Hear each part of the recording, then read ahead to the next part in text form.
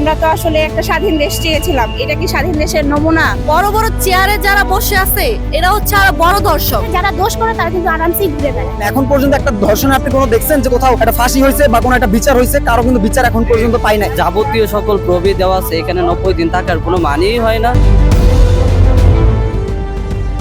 আমরা বাংলাদেশে মেয়েরা মানে জন্মগ্রহণ করে বা এখানে এসে খুবই লজ্জিত, কারণ এখানের আইন শৃঙ্খলা মানে কোনোটাই হচ্ছে তাদের মতো করে, মানে কিছুই আমাদের মতো করে হচ্ছে না। আমরা স্বাধীনতা পাচ্ছি না, আমরা নিরাপত্তা পাচ্ছি না, কোথাও জায়গায় জায়গায় ধর্ষণ হচ্ছে।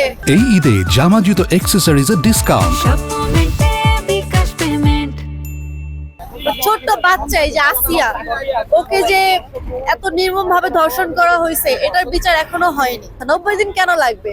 যদি তার ইচ্ছা থাকে যে না আসে, সাপোজ ধরেন যে আমি সে, এখন যদি আমার ইচ্ছা থাকে তাকে ধরার, আমি কিন্তু এখনই যাব, আমি 90 দিনও অপেক্ষা করব না।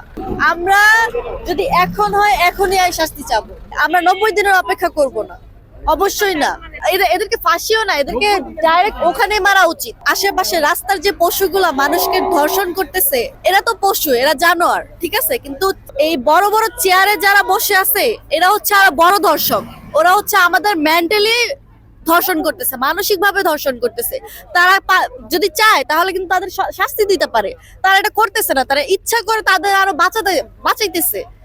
আমাদের তো এখন এটাই ধরবো আমরা যে না, তারা ওদেরকে ছেড়ে দিচ্ছে, তারা যদি চায় এখনই তাদের ধরতে পারে। এত এভিডেন্স থাকার পর তারা কেন এগুলো করতেছে না? আর এখন তো মনে হয় যে না, তারা এগুলো করাচ্ছে, চেয়ারে বসে বসে তারা এগুলো করাচ্ছে। যাক, দেশ যাক, এইভাবেই চলুক। তো যদি সরকার এভাবে থাকে, রাজপথে আবার নামবো, সমস্যা নেই। আমরা তো স্বাধীন করছি না, তো রাজপথে আবার নেমে তাদেরকে আবার নামানোর ক্ষমতাও আমাদের আছে। সবারই উচিত হচ্ছে এটা নিয়ে হচ্ছে দাঁড়ানো, কারণ আমি সেফ মানে আমার পাশের মানুষটা সেফ, আর আমি আনসেফ মানে আমার পাশের মানুষটাই আনসেফ। তো আজকে আমার সাথে হচ্ছে, কালকে যে আরেকজনের সাথে হবে না তা না। আজকে আমি একটা ফ্যামিলির মেয়ে, অন্য কেউ আরেকটা ফ্যামিলির মেয়ে। তো আমি চাই না যারা সাফার করতেছে, যারা সাফার করে, এরা কিন্তু অনেক ভুক্তভোগী থাকে, অনেক কিছু চাপে অনেক কিছু বলতে পারে না। আর মেয়েদের তো এমনিতেই হচ্ছে সব জায়গাতে পায়ে পায়ে দোষ থাকে। হ্যাঁ, তো আমি চাই যে যারা আমাদের ভাইরা আছেন, তারাও হচ্ছে কোনো মেয়ে যদি হচ্ছে ধর্ষিতা হয় বা কারোর সাথে কোনো খারাপ আচরণ করা হয়, তারা তাকে খারাপ না বলে অন্ততপক্ষে তার পাশে দাঁড়ায় যেন হচ্ছে সাপোর্ট করে, মানে এই জিনিসটাকে যেন সুন্দরভাবে হচ্ছে একটা সমাধান করা যায়, সেই ব্যবস্থাগুলো করেন। কারণ আমরা যদি আমাদের ভাইদের সাপোর্ট না পাই, আমরা কার কাছে যাই বলবো? আমি কারোর কাছে যদি কিছু বলার পরে সেটা আমাকেই খারাপ বানানো হয়, বলা হয়, তাহলে এটা আমার ফ্যামিলির জন্য, আমার জন্য অনেক সমস্যার কারণ হয়ে দাঁড়ায়। সেই ক্ষেত্রে দেখা যায় অনেক সময় অনেক মেয়ে এটা নিয়ে কথা বলতে চায় না, ফ্যামিলিও সাপোর্ট দিতে চায় না, জিনিসটা ধামাচাপা হয়ে যায়। তখন সেই ক্ষেত্রে দেখা যায় যারা দোষ করে তারা কিন্তু আরামসেই ঘুরে বেড়ায়। আসলে যে ধর্ষক, আমার মনে হয় না সেটা প্রমাণ হওয়ার পরে তাকে হচ্ছে সময় দেওয়া উচিত, কারণ যে সাফার করতেছে, যার ফ্যামিলি সাফার করতেছে, সে তো সময় পায় নাই, তাকে কিন্তু অনেক কিছু সহ্য করতে হইতেছে। আর যে ধর্ষক, তাকে যদি সময় দেওয়া হয়, তার মানে কি আরেকটা ফ্যামিলিকেও হচ্ছে এটা সাফার করতে হচ্ছে। তো যে এরকম দোষ করতেছে বা অন্যায়কারী, আমার মনে হয় না কারোর জন্য এটা ঠিক হবে যে তাকে সময় দেওয়া বা তার জন্য হচ্ছে সময়টা বেঁধে দেওয়া। এখন যদি প্রকাশ্যে শাস্তি দেওয়া হয়, তাহলে এটা কয়েকজনের মধ্যে ভয়ও থাকবে। তখন আপাতত দেখা যাবে যে ধর্ষণটাও কমে যাবে, এবং আশেপাশে যারা হচ্ছে ইফটিজিং বলেন বা যারা হচ্ছে মেয়েদেরকে নিয়ে সমালোচনা করে বা উল্টাপাল্টা কথা বলে, তখন এদের মধ্যে একটা ভীতি সৃষ্টি করবে। আমাদের দেশে ধর্ষণের পরিমাণটা খুব বেড়ে গেছে। মানে আমরা যদি বিগত দিনে তাকিয়ে দেখি যে ধর্ষণের পরিমাণ ধীরে ধীরে আস্তে আস্তে বাড়তেছে। আমরা তো আসলে একটা স্বাধীন দেশ চেয়েছিলাম, এটা কি স্বাধীন দেশের নমুনা যে প্রতিদিন মেয়েদেরকে ধর্ষণ করা হবে? মেয়েরা কোথাও নিরাপত্তা পাচ্ছে না, কোনো নিরাপত্তা পাচ্ছে না মেয়েরা। তা আপনারা যে মানুষগুলো, মানুষ তো বলবো না, এগুলো জানোয়ার, যে জানোয়ারগুলো মেয়েদেরকে ধর্ষণ করতেছে, সেই মেয়েগুলো কি, তাদের কি হয়? তাদের তো একটু বোধ বুদ্ধি চিন্তা করা দরকার।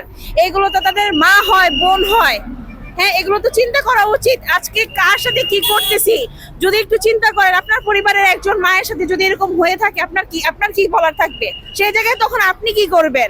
সরকারের কাছে এবং আইনের কাছে একটাই আবেদন করব যে আমাদের এই যে বিচার কার্যক্রমটা, এটা আমাদের নিশ্চিত করতে হবে এই যে 30 দিনের মধ্যে, ওনাদের যত দ্রুত সম্ভব করবে, তবে 30 দিন সর্বোচ্চ, হ্যাঁ, 30 দিনের মধ্যে এটা কার্যকর করতে হবে। এবং আমরা এই যে বিক্ষোভ মিছিলের মাধ্যমে আমরা হচ্ছে একটা তাদের বার্তা দিতে চাচ্ছি যে আমরা এটা খুব দ্রুত এটার একটা ফলাফল চাই। আমরা একটা আসলে কি হচ্ছে না হচ্ছে আমরা তো দেখতে পারতেছি না। এখন পর্যন্ত একটা ধর্ষণে আপনি কোনো দেখছেন যে কোথাও একটা ফাঁসি হয়েছে বা কোনো একটা বিচার হয়েছে? কারো কিন্তু বিচার এখন পর্যন্ত পাই নাই।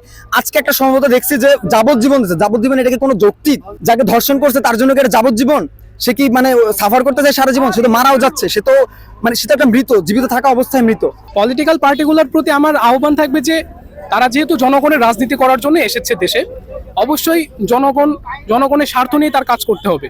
তার দলের লোক যদি কোনো ধর্ষণের সাথে জড়িত থাকে, ইফটিজিং এর সাথে জড়িত থাকে, অবশ্যই তাকে দৃষ্টান্তমূলক শাস্তি প্রদান করতে হবে এবং তাকে যে আইনি প্রক্রিয়া আছে সেই আইনি প্রক্রিয়ার জন্য তারা তাদের দলীয় ক্ষমতা বা রাষ্ট্রীয় ক্ষমতা ব্যবহার না করে এই বিষয়গুলো তাদের নজরে রাখতে হবে।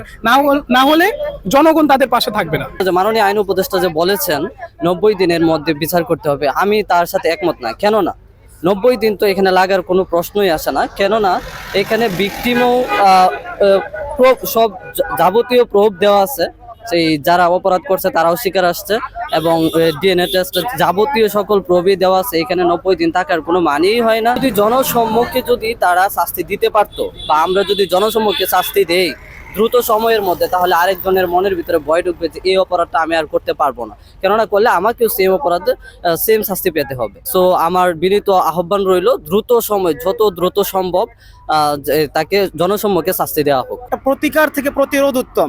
তো সেই জায়গা থেকে আমি বলতে চাই প্রতিটা প্যারেন্টসের সেই জায়গা থেকে একটা দায়িত্ববোধ মানসিকতা থাকা উচিত। এই জায়গায় তাদের একটা লজ্জাবোধ কাটিয়ে তাদের সেই সন্তানদের সেই সুশিক্ষা দেওয়া উচিত যে কেউ অ্যাবিউজ করলে তার প্রতিরোধ করতে হবে, প্রতিবাদ করতে হবে, অভিভাবককে জানাতে হবে। সে অবশ্যই প্রকাশ শাস্তি প্রয়োজন আছে। কারণ হচ্ছে যখন একটা মানুষের মনে ভয় থাকবে, এটা মানে যখন দেখবে যে না এটা শাস্তি হচ্ছে, মানুষ ভয় পেয়ে বসে নেই, মানুষ প্রতিবাদ করতে শিখে গেছে, তখন এটা যে ধর্ষক, যে অন্যায়কারী, যে সে শুধু ধর্ষক না, যে কোনো অন্যায়কারী, তখন সে একটা তার মধ্যে একটা ভয় কাজ করবে।